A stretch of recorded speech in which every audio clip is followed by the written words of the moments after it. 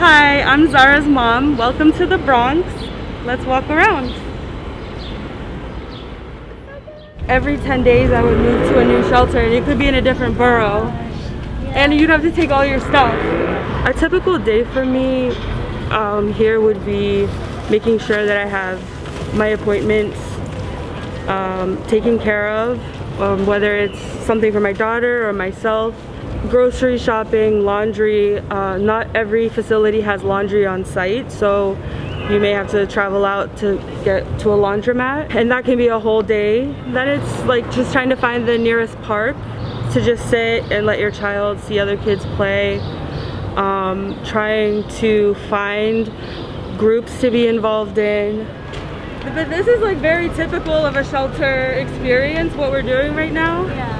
Just getting off the train, walking, and normally like I would stop somewhere to do grocery shopping. Just walking, subways, trains, buses. As you can see, there's really not a lot out here. It's mostly just corner stores, like barber shops, nail salons, McDonald's, like fast food places, and residential. You really have to go out for all of those things, like doctors, appointments. I don't know, for the most part I would shop at a place like this one, like a supermarket, more than a smaller corner store. There's more of a chance that they take WIC and food stamps. And then as far as like other things that I would use, like the pharmacy, I get everything through capsules, so they'll deliver it to my address, whatever shelter I'm in. There are doctors everywhere here, and rather than walking into each place and asking if they accept insurance, like you could do everything online. So ZocDoc is the one that I use. You just enter all of your information and they tell you where the doctors are, or the dentists are in your neighborhood. I've been in 23 shelters in 3 years, so that was a lot of moving, and especially with being pregnant, I had to change doctors a lot. I didn't know New York. Those apps really got me through my pregnancy, and I continue to use them now. Phone stores are really helpful. You can pay your bill and do everything without doing things online.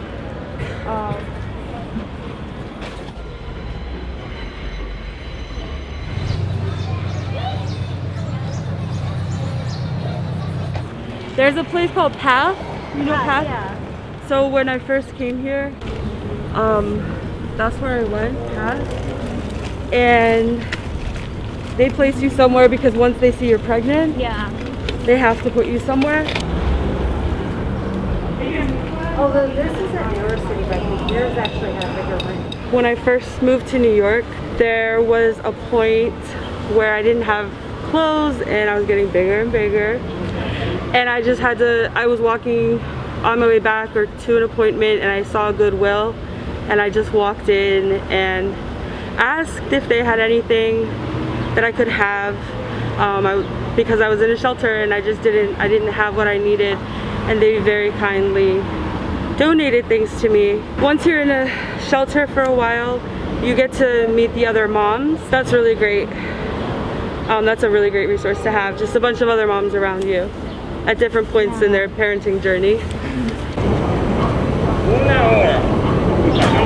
When I moved here, I didn't have health insurance, so I had to enroll in health insurance, and that took a long time because I was moving, and then by the time it would be active, I would move to another shelter, and they would tell me like, oh, you have a case in this borough, we can't help you here. Yeah, knowing where to go for your appointments, because I would go to the emergency room and they would tell me this is unacceptable, like you need to have a doctor, like a primary care doctor, and I would try to explain to them like, I've been moving every 10 days. This is my first baby. Because I just got so tired, like I would find a doctor I liked, and I would move. Like I would find a doctor in the Bronx, and then I would move to Brooklyn. And mail, like missing mail, and not having a phone. Like having a phone is so important. Look up where to go, Wi-Fi. Like not all of the facilities have Wi-Fi. So if you wanted to look up something or talk to someone and you couldn't, like you didn't have your phone bill paid, you have to walk outside, find Wi-Fi, connect.